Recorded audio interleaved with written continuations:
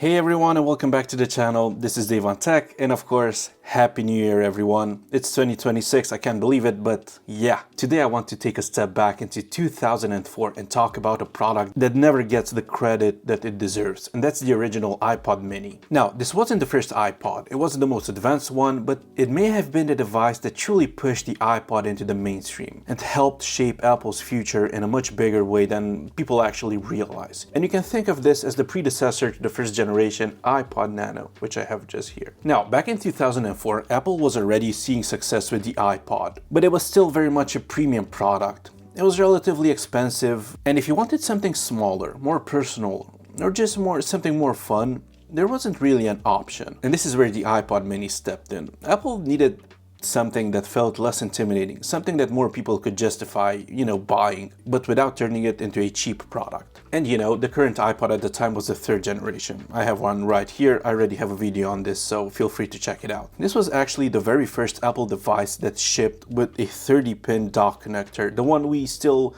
well, not really used today, but the one we've used for, a decade. Now, the thing is with this iPod is that you could only charge it using FireWire to 30-pin. And there were quite a lot of complaints because people got confused. So Apple fixed this with the iPod mini, which was actually the second ever iPod or Apple device to use this connector. And with this iPod, you could just simply plug it into your computer using the USB port, and yeah, it would just work, it would charge, it would sync. It was much more intuitive and easy to use.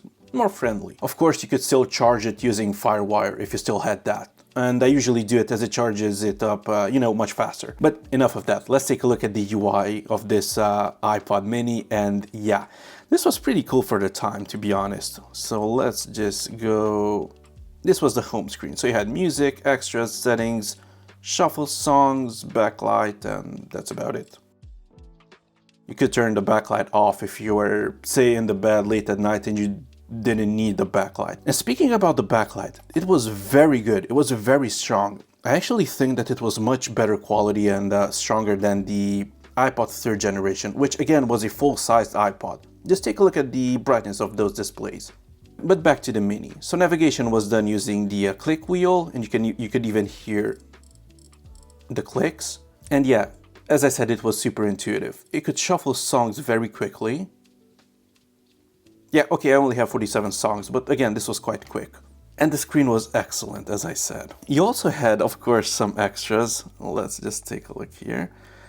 So we had some games, and yeah, you do have the typical iPod brick, the game that we all used to play while waiting for the bus or, before falling asleep or whatever. And yeah, this is childhood for me. And you also had Parachute, which I wasn't really a fan of. You would basically just shoot, helicopters and soldiers. Not a fan.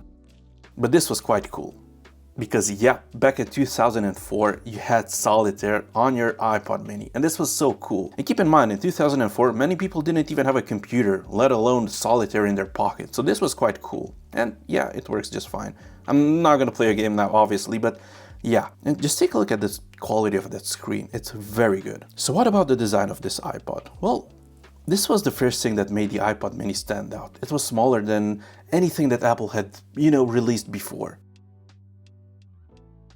It was made out of anodized aluminum and came in multiple colors. And this alone was a big shift. Instead of a white plastic rectangle like the 3rd gen, you suddenly had this, solid metal, beautifully finished device that almost felt like a fashion accessory. And I really like this pink color. It's quite cool. And compared to the 3rd generation, the click wheel was now seamlessly integrated into the body. And despite its size, the mini still felt incredibly, well built. Even today, it was one of those Apple products that has aged surprisingly well. Now, on paper, the specs weren't groundbreaking, but they didn't need to be. The iPod mini used a microdrive and launched with 4 gigs of storage, which later got bumped to 6 gigs, which translated to roughly 1,000 songs in your pocket. But what's cool is that this drive was truly innovative, as it was a hard drive. It wasn't solid state, it wasn't flash storage. And this hard drive was extremely tiny. It was about the size of an SD card. It's literally about the size of this click wheel. Again, with a spinning platter and everything, so that was quite cool for 2004. Battery life was also decent for the time and later improved even further with the 2nd gen. And of course, it works seamlessly with iTunes, which become an increasingly important part of Apple's ecosystem 20 years ago. The pricing, however, did cause some controversy at launch, because at $249, many people expected the Mini to be a lot cheaper, especially given the lower storage compared to the full-sized iPod, which came with 20 gigs. So paying almost the same price for 4 gigs, many people weren't a fan of that. But even so, this was very successful. The thing is that Apple wasn't trying to make or build a budget product. They were trying to make a smaller, more approachable iPod. And the market clearly understood that. And the iPod mini quickly became Apple's best-selling iPod, proving that people were willing to pay for great design and a well-thought-out experience and form factor. Now, the thing is that the iPod mini didn't stick around for very long. Next year, in 2005, Apple came out with a second generation that had improved battery life, but then quickly replaced it with the iPod Nano that we still know and love today. This was actually the first iPod to ever come with flash storage, I think, but correct me down below if I'm wrong. And this was much more affordable. But yeah, even so, by then the iPod mini had already done its job. It showed Apple that smaller devices could be just as desirable, if not more so, and that design could be just as important as specs. And yeah, looking back now, the iPod mini wasn't revolutionary because of what it could do.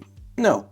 It was because of how it did it and how it felt, in the hands, because of its form factor and how well it understood its audience. And honestly, that's something that, Apple is exceptionally good at, especially back in that era, 2004, 2005. So fast forward to today. Is it usable today? Yes, of course it is. I still use it to this date. Not on a daily basis, not on a weekly basis, but at least once a month I still use it.